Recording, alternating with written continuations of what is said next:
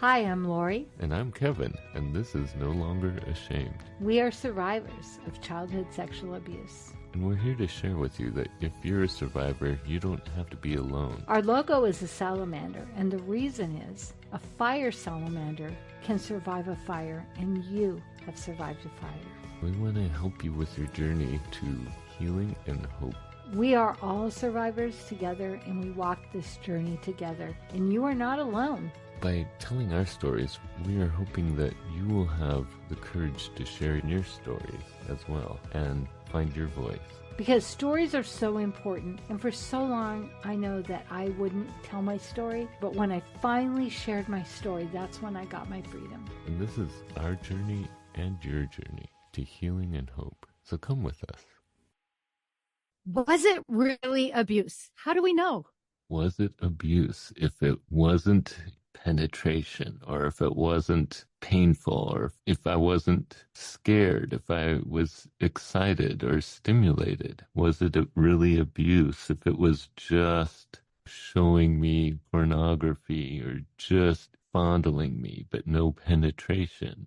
Was it really abuse if they were just talking about or showing me pornography and talking about it? All these questions of whether or not really was abuse, I think sometimes we justify it because we don't want to go there. We don't want to call it abuse. But what really matters isn't exactly what it was or if it only happened once, but the effect it had on us then. And what really matters is the effect it's having on us now, if we're being affected by it. When you go through trauma, everyone experiences it differently, but it can have lasting effects that last days or months or years or even our lifetime. And that's what matters, is not necessarily how you define the event, but if it was traumatic to you and it had an effect on you.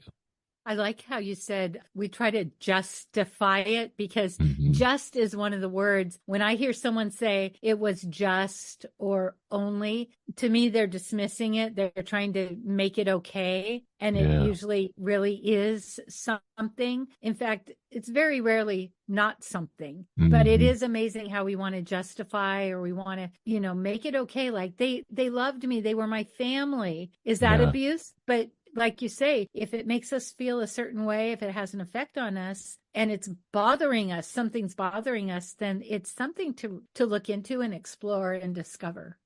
Yeah, one of the ways you can tell if it was trauma is by the effects it has had in your life and still has in your life. If you're experiencing things like anxiety for no reason, just anxiety about weird things, or you get depression for no reason, or if you're having nightmares or reliving it in flashbacks, or like for me, it was night terrors. If you have a hard time in relationships, if you always seem to be drawn to people that are unhealthy for you, they're abusive, or you just don't feel comfortable trusting anyone. If you have trust issues, that can be a sign that you've suffered trauma, possibly from someone you trusted, someone that was caring for you. And so it's really hard to trust anyone. These are all signs that you've gone through trauma. And if what you think wasn't that bad, maybe you should look at photos of yourself back then, or think about children that are at that age when this event happened and how you would feel about this happening to that child. Would that be traumatic, do you think?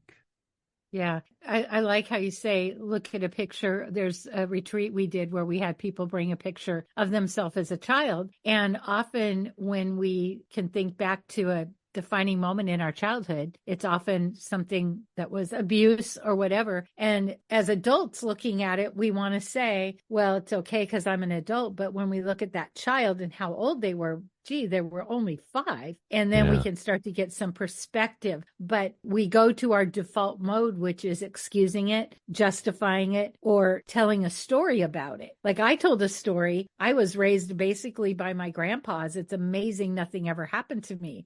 That was a story that kept me alive until it didn't, because it wasn't true.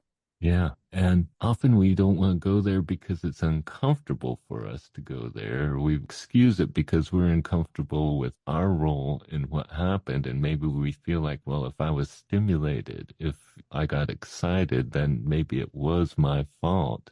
Or I didn't say no. Yeah, but the fact is, if you're a child, you can't consent to these things. You can't consent to sex or to being fondled or, being exposed to pornography, all these things that should not happen without your consent. But when you're a child, you can't give that consent because you don't know any better. You don't know what you're giving consent to. So I think that sometimes we try to justify it because we feel some guilt about it, or maybe we feel shame because we feel like we enjoyed it or that I was stimulated, so it must not have been abuse. Or you got some attention that you desperately needed because you were an abandoned child. There's Yeah, so many reasons that we will point our fingers and blame ourselves. And then that's where we try to go, it was only, or it was just. But when we can really honor our story by exploring it and going, okay, rather than saying just, let's look at what it really was and get even a counselor's perspective. I know for me, there are times my counselor would say, that's abuse, right? That's what people who are habitual abusers do. And I was like, no, that was what my family did, right? So we get somebody who's experienced who gives us perspective, and then we can begin to unravel and find our place and what is really right and how it really wasn't our fault.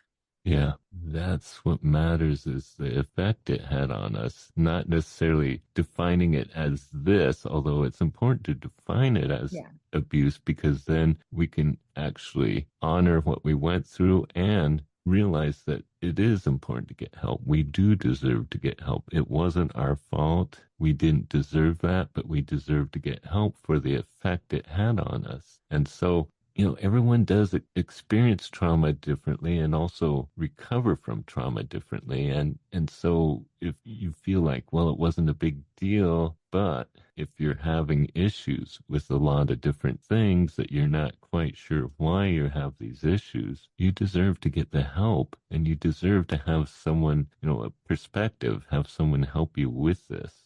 Someone I interviewed on my Interrupted podcast, she told me that she went to a doctor because she could not lose weight no matter what. And the doctor, instead of giving her weight loss pills, sent her to a trauma specialist. And she goes, I don't need a trauma specialist. I need weight loss. But when she went to the trauma specialist, what happened to her came up and she said, it's no big deal. It's in the past. It's over, done with. And the counselor was like, yeah, no, that's not how this works. And once she was able to call it what it was, to look at it, to recognize the adults that didn't properly handle it, whether on purpose or not, then magically almost, she said, all of a sudden, weight no longer was an issue for me because I had gotten the healing and I didn't realize that that was actually the sabotage. Keeping me from losing weight was holding on to this secret.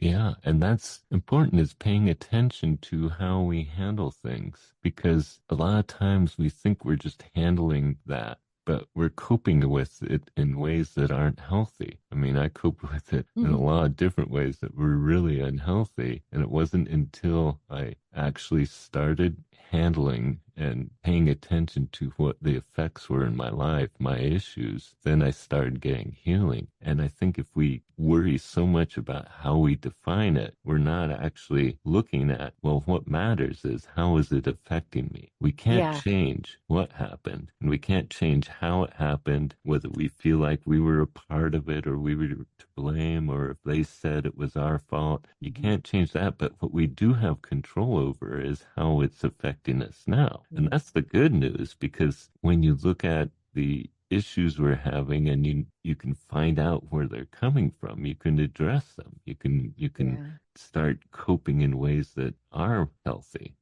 Yeah.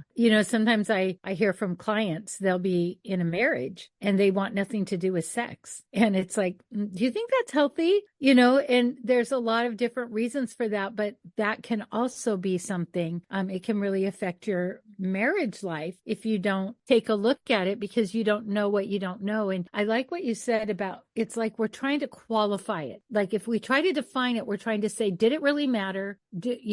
Because if we say it didn't matter, then we're really saying, I don't matter. Like something bad can happen to me and I don't matter. But the truth is, if it happened to you, no matter what it was, if you have effects from it, it was trauma, and you matter. You matter so much that you're worth getting the help. You're worth talking. It's worth it to talk to someone to begin to get, it feels like a lot of people with sexual trauma really hate themselves. And that causes so much sickness and illness. And again, that's that, it doesn't matter, it's in the past. But when we weren't, can we learn to love ourselves first, or do we have to recognize that we may have had some trauma and abuse, whatever it was? Like, I like what you say. It's not so much that we define what that act was, but we were affected. So let's explore it and get some help. The main issue isn't, how we define it exactly, or if we compare it to others. Like my abuse wasn't that bad. Yeah. It really wasn't a big deal. So what we're doing is we're dismissing ourselves. Frankly, we're dismissing the effect it had on us if we try to, justify it. But the important thing is how it affected us, how it still affects us. It doesn't matter if it just happened once and so it wasn't a big deal, or if it happened several times, but I got used to it. No, what matters is the effect it had on us then, and also the effect that we're still struggling with. And the ways we find out are just by exploring it, exploring why we get anxiety, or why we're having depression, or certain things are triggering us, why we don't like to look at pictures of ourselves back then. We feel uncomfortable when we see pictures of ourselves with certain people, or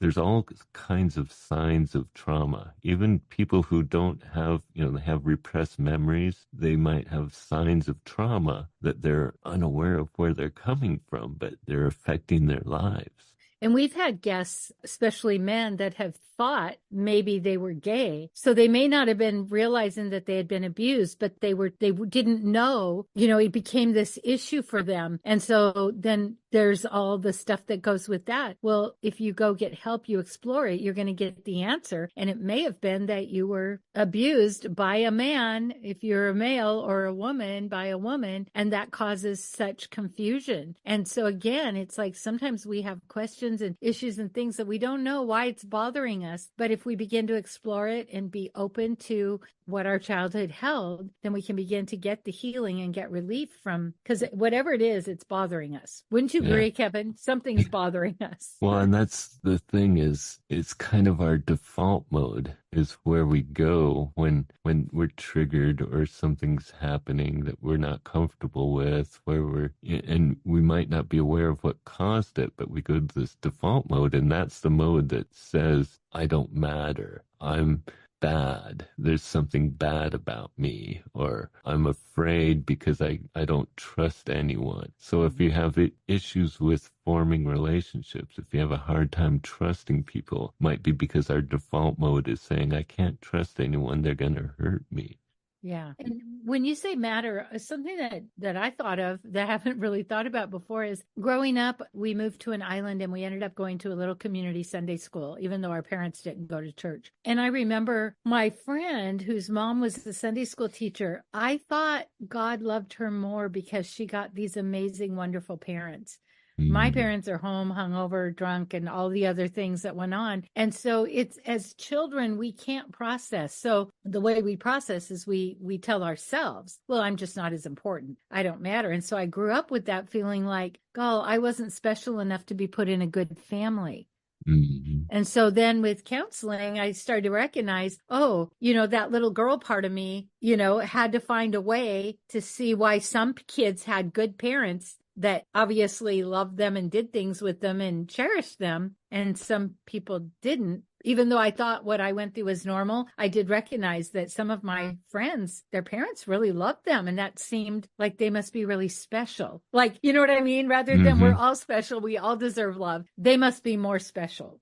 Yeah, Yeah. because they have a better life, so they matter more because their Yeah. life is better. Isn't But that we funny? all These matter. childhood things that just keep popping up. Yeah. Well, and that's what's important to pay attention to is because we do have control over that. This default mode, this kind of baseline feeling we go to is something that we can change, that we can control, but you have to be aware of it and you have to be aware of where it comes from. And that's where the healing comes in, is learning where it's coming from, what it is, where it's coming from, and how we can change that, how we can cope better, how we can learn to understand what triggers us, how we can learn that we can trust people, that, not everyone's going to hurt us or not everyone's going to be ashamed of us because of what happened to us. They're not going to shame us. All these things that we learn to just kind of live with because we feel like we don't deserve help.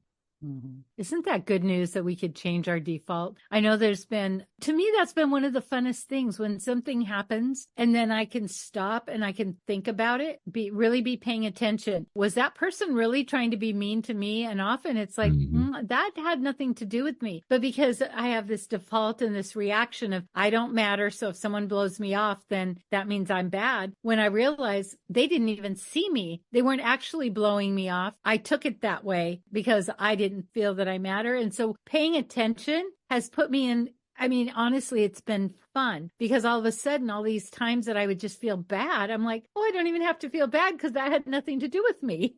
Yeah. Yeah. We can learn to live a healthier life and cope in healthier ways. I know example I thought of when I was thinking about this coping ways is my dog. She struggles with anxiety every day, every single day, every time we walk her because she got attacked twice. It was we had two other dogs with us, and both times this one dog got off leash and attacked them twice. And this dog lived just down our street, just 4 houses away from us. So every day when we go for a walk, she walks by there, and every day she gets anxious.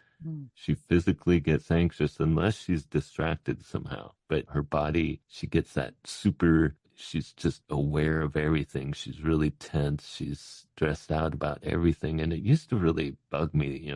It was annoying because she's pulling on the leash so hard and she's so The big tugging dog. me.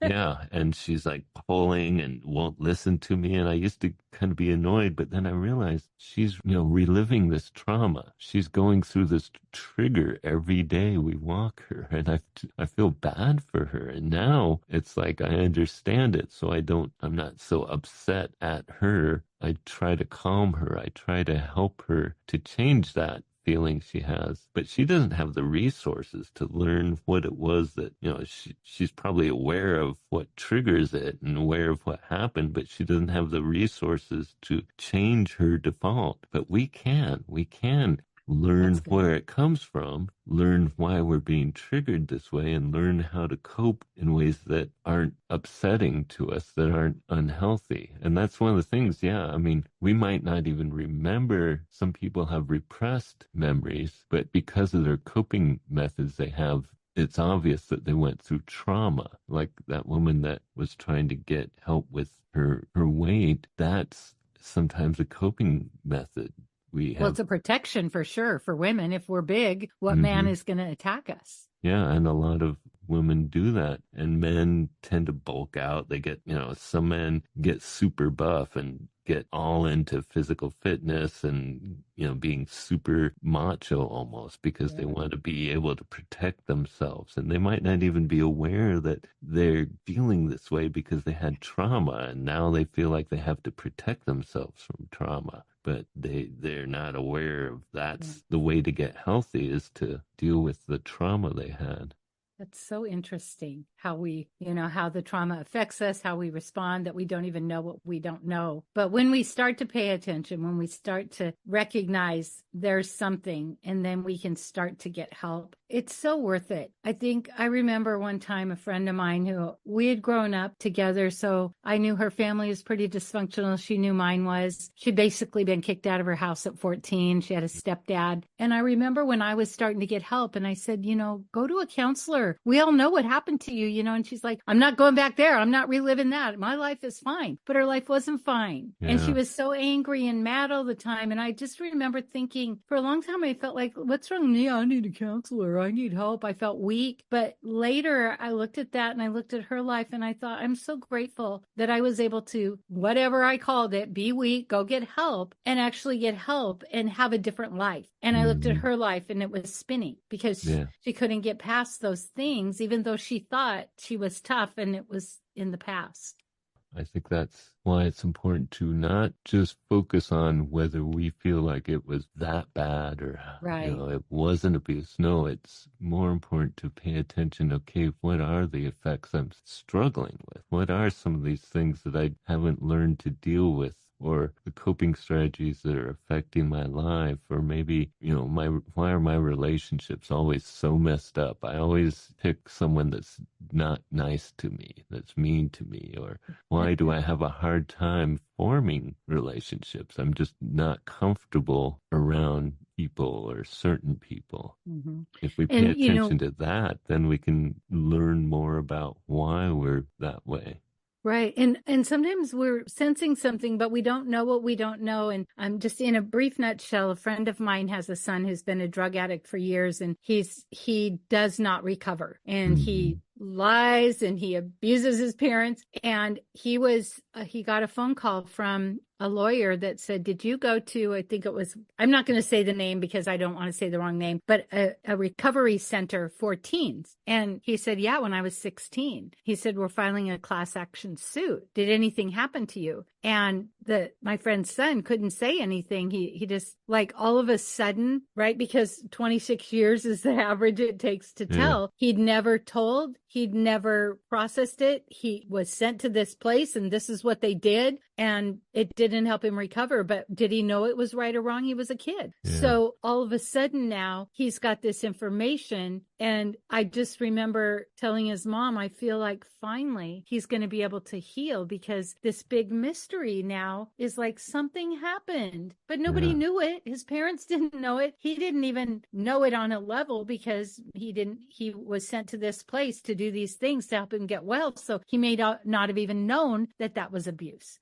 Yeah. So it's kind of like looking at is our life going the way we want? And if not, maybe there's more to it.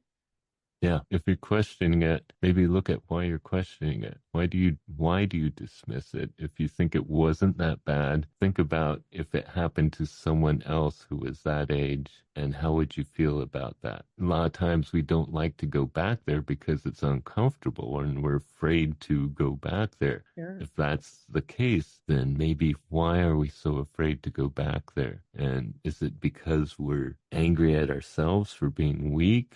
Or are we angry at ourselves for being stimulated? Do we feel shame because it was stimulating, or we liked it? Do we feel shame because they told us it was our fault, that we were the bad ones, that we feel like we did something bad? Or maybe we had a family that normalized it. So we know our body knows it wasn't right, but in our head, it's like, it's no big deal. Everybody deals with this. And so again, it's fine. When we get help, we can get a new perspective, because our default is the story we've been told and that we tell ourselves. Yeah. So that's the important thing, is our body does remember. Yeah. There's a great book. It's called The Body Keeps the Score. If you can read it, it's really amazing, because I was meeting with someone the other day, and they didn't know why they were so upset, but they were on the verge of tears. And we kind of looked at history. We looked at summer. We looked at some big events of some deaths in her family, because often our body remembers this was when this happened, but we are not conscious aware that, oh my gosh, that's when my mom died, or that's when this abuse happened, and so it's like, trust our body. It's trying to tell us something. And if we will honor it and listen, we could really get help and get healing. Yeah. So that's the important question. What effect did it have on us then? How did we react then? And what is the effect that we're still having? What are the coping strategies that are unhealthy? What are the things that aren't helping us? Where are we struggling? And is that something we can change? And the good thing is, Yes, you We can. can't change what happened to us, but we can change how it affected us. We can Hmm. change how we're dealing with it, how we cope with it. We can learn healthy ways Yeah. and get healing. I remember one of the first times I used some tools from counseling. I dropped my kids off at school, walked them in, and I was walking out to my car, and something hit me in my mind. I must have seen something. I had this just panic. I wanted to get in my car and drive fast. And I remember, okay, I'm supposed to take a deep breath, in for 4, hold for 4, out for 4. And I looked around me and there was a car with a woman standing by it, but there was no danger. So something in me was going danger, danger, danger. But when I took a minute and I just looked around, I'm safe. So we're fighting that amygdala that says something is triggering you and it's happening now. And so I'm like, okay, wait, I'm safe now. And I could breathe. And then I got in my car and I was able to just sit for a minute and I looked around and then I actually kind of recognized what I think it was that was triggering me. And it was very innocuous. It wasn't anything dangerous, but it was something about colors and children that triggered a memory from the past. So my brain thought this is happening now. And it was just some kids playing, but they had a look about them. They were dressed a certain way that reminded me. And so when I was able to do that, it was so freeing to know, oh my gosh, I'm safe. I'm an adult and I'm safe. And I can actually recognize and feel safe instead of feeling scared all the time and like, I got to get out of here. I felt like that all the time. And I don't anymore. And if I do, I'm able to get a handle on it. And boy, that is one of the best things counseling did for me.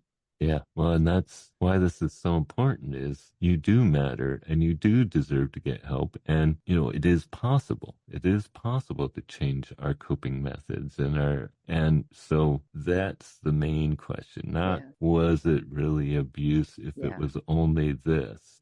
Other people, this happened to them. That's far worse. What happened to me wasn't that bad. No, if you're excusing it, but you're having issues, but you're having unhealthy coping habits, if you have a hard time forming relationships, there's a reason for that. Our body does remember the trauma, and we all react to trauma differently. Maybe someone isn't reacting the same way you react to trauma, but that doesn't mean the way you react is wrong. It's just we all are different. So and the biggest thing about trauma is the validation. And when we think about validation, when somebody says, I believe you, now we can start to go, oh, because as long as we're trying to qualify and justify, we're not getting validated. And validation is the key to recovering from abuse. So I love that you say it's not, was it abuse? It's what was it and how did it affect me? And am I willing to honor myself, to love myself, to matter to myself enough to get the help I need? And sometimes I think for survivors, that's the hardest thing, to value who we are and say we are worth getting help. We are worth taking someone's time to listen to our story. We are worthy. Yeah. So if you can't find a counselor right away, if you don't have insurance and you have to, there's things you can do in the meantime that can really help. Journaling is really important because it's getting those thoughts in your mind and actually putting them down so you can actually file them. Okay, this is what happened. And you can go to recovery groups. There's a lot of different recovery groups where you can talk about it with people who have had similar. There's Celebrate Recovery has groups for survivors, and you can share what happened to you, and part of it is just learning that you don't have to be alone. It's so important. Yeah. We all long for community. We all long for connection. And I remember I didn't really have a group. Like Kevin recovered with a group. I didn't really have that, but also realizing that what I had went through was actually real and that I wasn't alone. There were other people and there were some books and there was some help. That for me changed everything because it was like, oh, I thought I was, in a way, I thought I was some sort of freak. I don't know. But it was so refreshing to be like, not that we want this to happen to anyone else. No. But there is something to be said for walking through it with others and not being alone.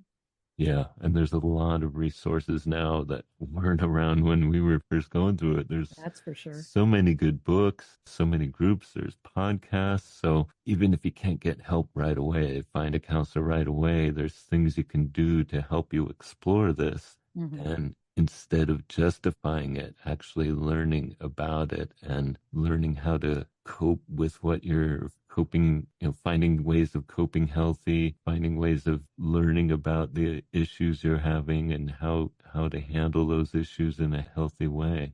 Mm-hmm. Yeah. So, well, this has been so good. And I love it that it's giving permission to say, I'm not going to qualify it. I'm just going to say something's bugging me. It wasn't right. And I'm going to look at it, explore it, and get to the bottom of it.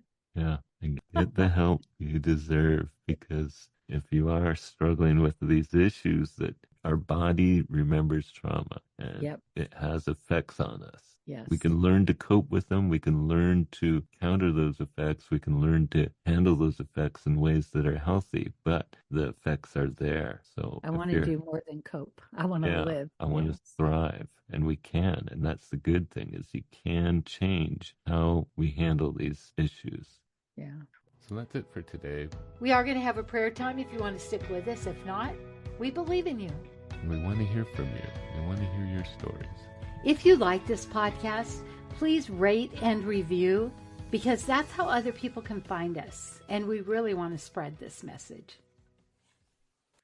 Father, I thank you for all your blessings, and that you are our hope, that you have given us hope, that there is healing. We all matter to you, that you care about us, and you want us to get healing, Lord, and you want us to find the ways of getting healing and learning to cope with the issues we have in a healthy way and in a way that serves you, and that we can serve you by getting healing and helping others. We can give back. And Lord, I just pray that if anyone's listening that is wondering if what they went through was really abuse, or they're dismissing it, that you would give them the inspiration to explore that and explore what they can do to get to healing and have healing in their lives. In your name I pray.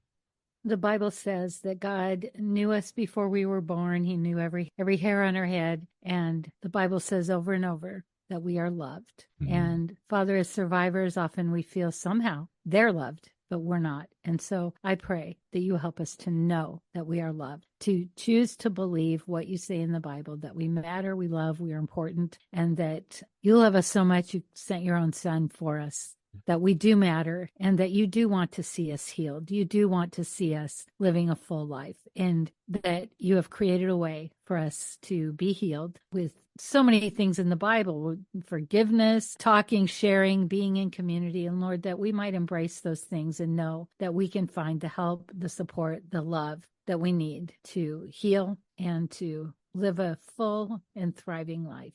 Thank you that you are a good, good God. In your Son's name, amen.